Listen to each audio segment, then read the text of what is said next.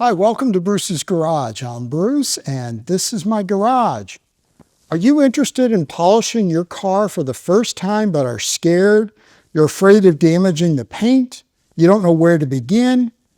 You've come to the right place because this video is going to give you all the basics on how to polish your car for the first time. So come on in and let's have some fun.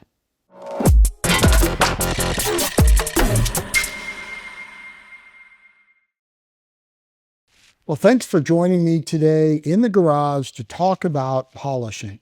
Look, polishing your car for the first time can be overwhelming. You're worried about burning through the clear coat. You wonder, what am I really doing when I'm polishing? Can I hurt the car? How's it going to make it look better? What polisher do I choose? There's so many on the market. There's so many different types of polishers. Do I need to have all this special equipment? What about pads? I mean, my gosh, there's hundreds of different kinds of pads. And wait a minute. Oh, like, what kind of polish do I get? And what are all these different polishes? And how do I pick which one to use? And how much do I use? How much pressure do I put on my polisher? Okay, stop overthinking it. We're going to do our best to simplify this. Now, look, polishing can get as complex or as simple as you want to make it. And what I mean by that is, yes, there's a lot of different polishers on the market. There's different types of polishers. There's a lot of different kinds of pads, and there's even more types of polishes. So how do you know where to begin? You're at home, you want to polish your car. Maybe you're going to apply a ceramic coating yourself, or you're going to try that, or maybe you're going to use a ceramic spray, and you want to just gloss it up before you do that. That's what this video is going to talk about. Now, I'm going to give you some foundational information so you understand a little bit more about what you're doing and why you're doing it. So, first things first, you need a polisher. So if you're going to do this yourself, you're going to need to have a polisher. My recommendation is to have what we call a dual action polisher. And a dual action polisher essentially is different from a rotary polisher in that the rotary polisher, first of all, this is gear, so I can't just turn this. But if I turn it on, the rotary polisher does what you would expect. It goes in a straight, just a regular circle. A dual action polisher, hopefully you can see, goes not only in the circle, but does a little bit of a different movement. This generally, both of these can be done and you can polish really well. I learned first on a dual action. I don't use a rotary that often, but I have used the rotary. I think a dual action is the way to go. In this case, I have a 15 millimeter Milwaukee dual action. I've got a 5-inch backing plate and I have a 6-inch backing plate. So the backing plate is this piece of the polisher in which your pad attaches with Velcro. You can go to Harbor Freight. You can go to Griot's Garage, DIY Detail. They have all different kinds of polishers, different brands, Amazon. Look, if you're doing this one time or one or two times for yourself at home, you don't need to spend the big bucks to use a polisher. You just need to have one of those. So don't go out and feel like you have to buy a bunch of tools and spend a bunch of money. You don't. You can get a polisher, fairly inexpensive, Harbor Freight, great spot to go and take a look at what they have. Now, let's talk about what you're doing when you're polishing. So when you're polishing paint on a car, it's important to understand just exactly what you're doing. So the first thing is, when you look at the layers of the paint on the vehicle, of course you have the metal, you would then have a primer layer, and then you have a base coat layer, the color of the vehicle, and then you have the clear coat. And these are all super thin layers. So there's not much there on any of these layers. The clear coat is truly clear that goes on top of the paint, the color portion of your paint. And what it's doing is it's a protection for what's under there. So that protection, when you're polishing the clear coat. But when you polish, you essentially are removing some of the clear coat. And so when you hear people say burning through the clear coat, meaning that I polished so much that I went through the layer of clear coat down to the base coat, you really can't fix that except for having the vehicle or that panel repainted and having more clear coat put on. They can't just put on a little bit of clear coat. So that's why you get nervous and people are concerned about burning through the clear coat. That's not an easy thing to do, but it can happen, has happened. But here's how you can prevent that.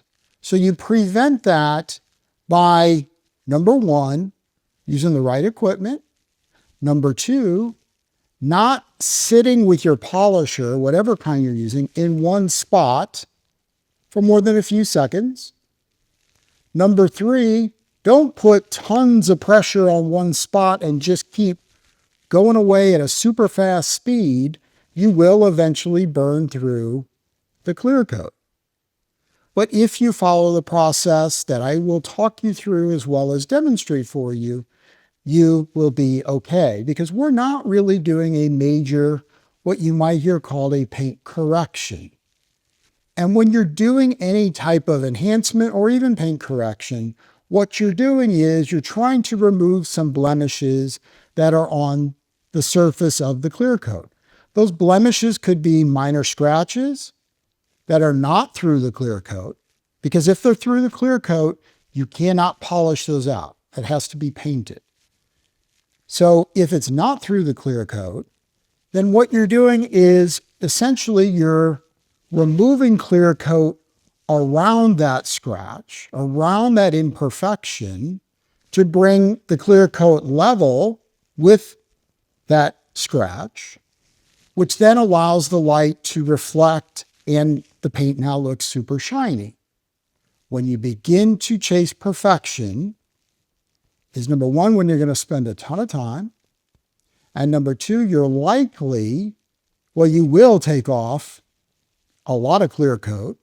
And number three, you're more likely to potentially go through the clear coat.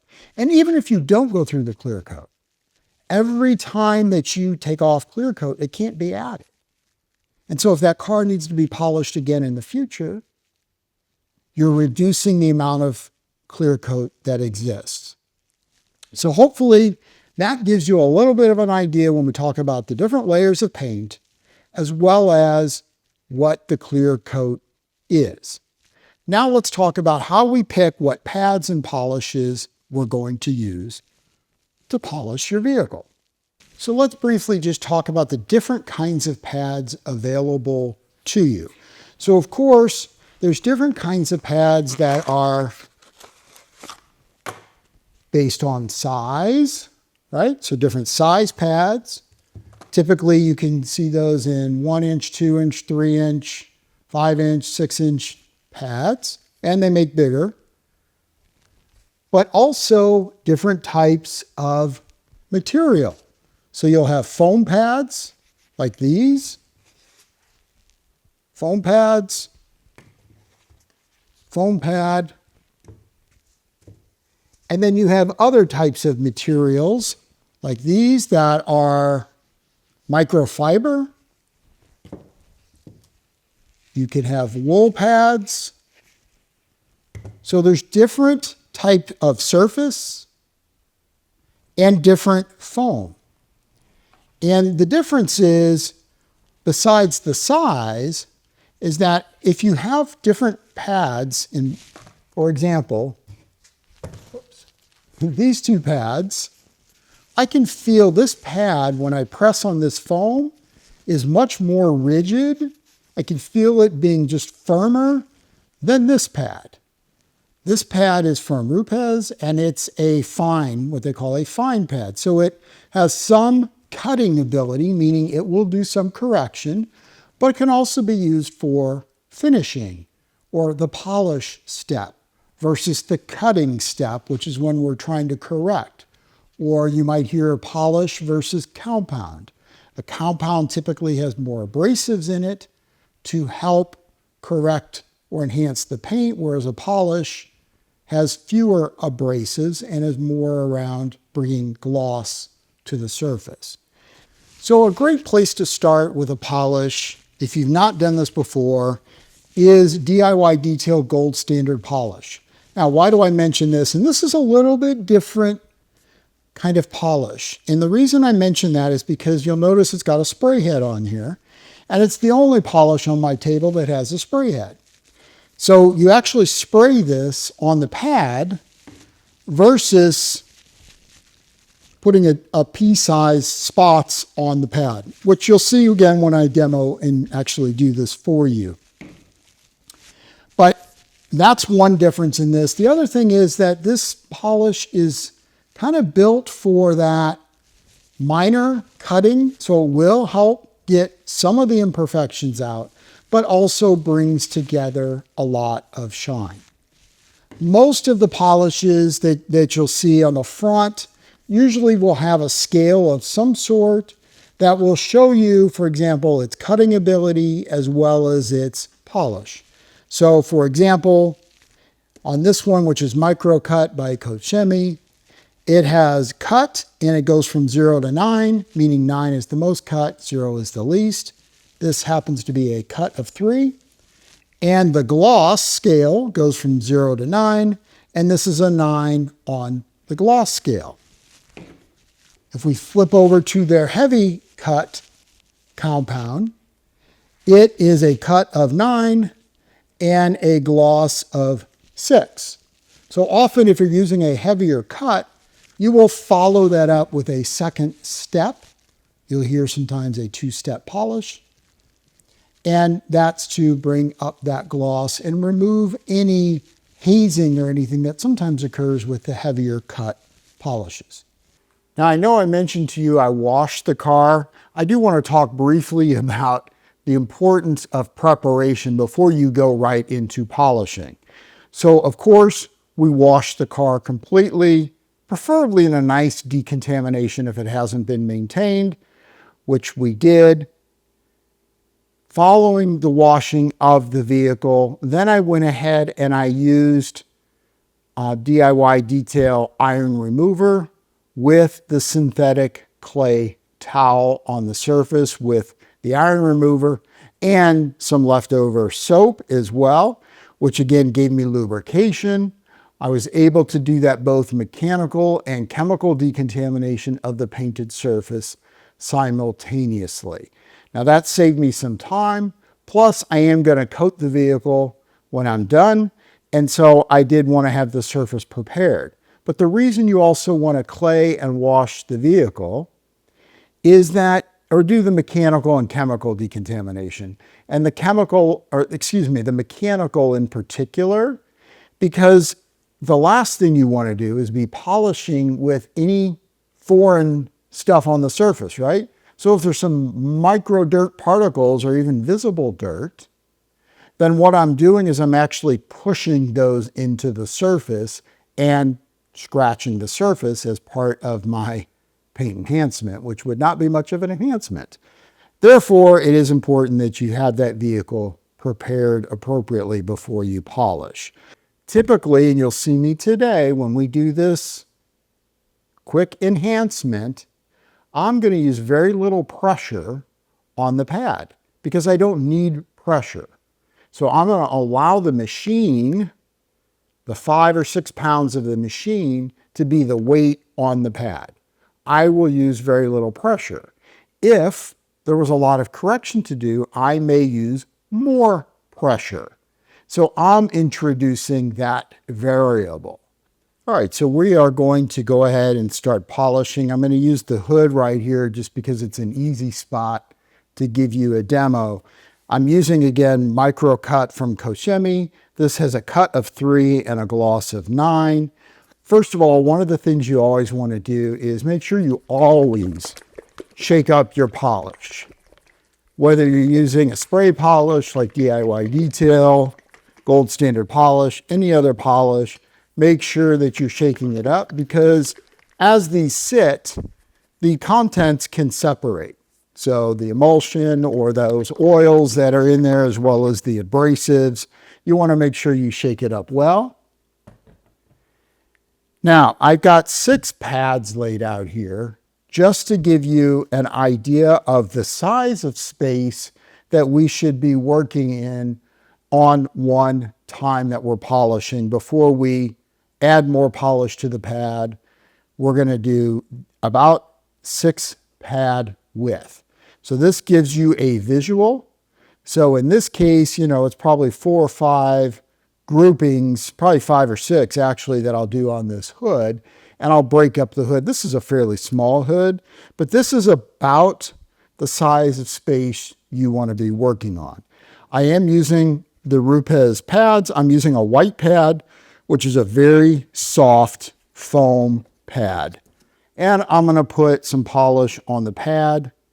I am going to start with about 4 or 5 beads or pea-sized beads of polish on the hood. The other variable on here also, and I'm going to just spread this polish just a little bit right in this spot. This just helps me also remember kind of my space, and it ensures that I'm spreading the polish evenly. The other variable on here, of course, is the speed of the polisher. This goes from 25 or 2600 all the way up to 5100. Usually I start out very slow to spread the polish so I'm not slinging it everywhere. And then I can increase that speed. We'll probably go around 3700 to 4000 as just an enhancement. If I really need to get, again, more correction, we might go a little bit heavier. So spreading the polish, all I'm doing here. So now I can increase the speed. And I'm going to go essentially overlap 50%.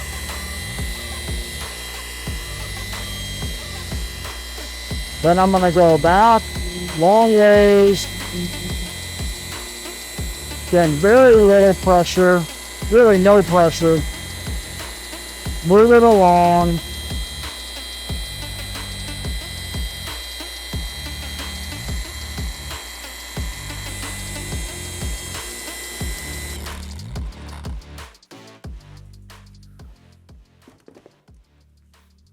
So I did 3 passes in each direction, little or no pressure at all. Overlapped about 50% each time. Take a soft microfiber. This wipes off super easy.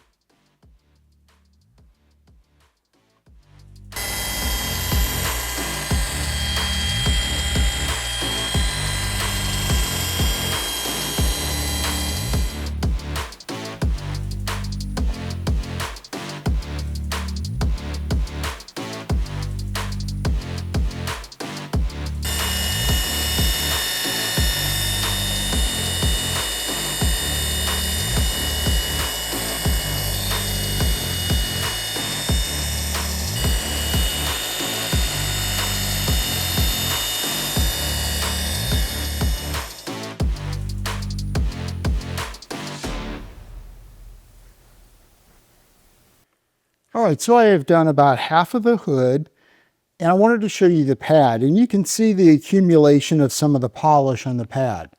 That is normal. The question is, how often should you be cleaning this pad or changing the pad? So generally, as a rule, about every body panel. Now in the case of the hood, I usually do about half the hood, and I will change or clean the pad. Ivan will often say, when you're using the gold standard polish, and his rule of thumb is never put polish on a dirty pad. So he goes back to the pad washer every single time he's going to apply polish to the pad. I will typically do this about, as I said, every half panel or so. How you clean the pad, if you have a pad washer, that's fantastic. That's the easy way. If you don't, you can take rinseless wash in a bottle, spray it on here, rub it in and rinse off. That works. You can take this off and put it in a sink and clean it. You can have multiple pads and clean them all at the end. So I use rinseless wash in my pad washer, and that's what I'm going to do now. And I'll show you what the pad looks like when I'm done. Okay, this is after washing. You can see there's just a little bit of dirt or just discoloration over here. I've cleaned it pretty well. It's actually pretty dry. You want to make sure your pad, can be dry. Usually spin this out. Again, if you have multiple pads, remove the pad and then just replace it with a new pad.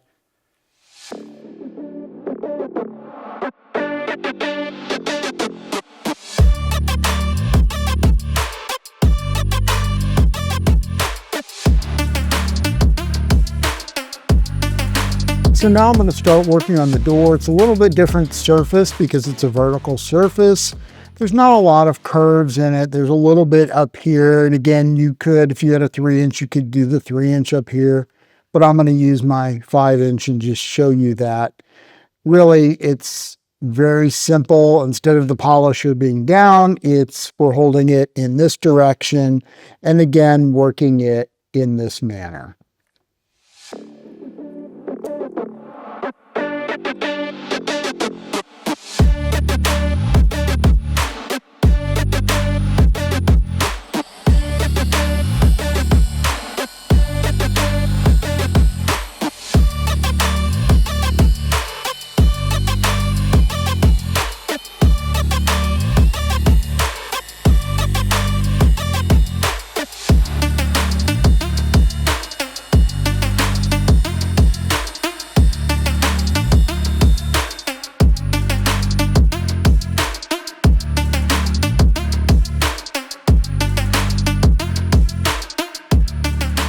Keep working down this panel and keep moving on to the rest of the car.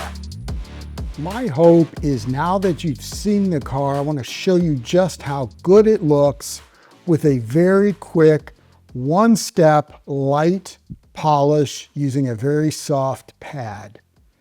The car looks great. It's gold. It's got some metallic in the paint, really reflects the light nice. It didn't need a whole lot of correction, but I'm telling you, the quick polish does make a difference. You can do this at home too. Don't be afraid. It's not that difficult. Please let me know in the comments if you have any questions. I hope this has been helpful for you. Appreciate a thumbs up. And now I'm going to move on to coating this car to increase the gloss, the shine, and add some protection. And if you want to see how well Katiba Signature Wax with Gloss Booster does on this vehicle, you better subscribe and catch that next video. I hope you had a great time in my garage today, as much fun as I had. And remember, have fun in your garage detailing. Have a great day.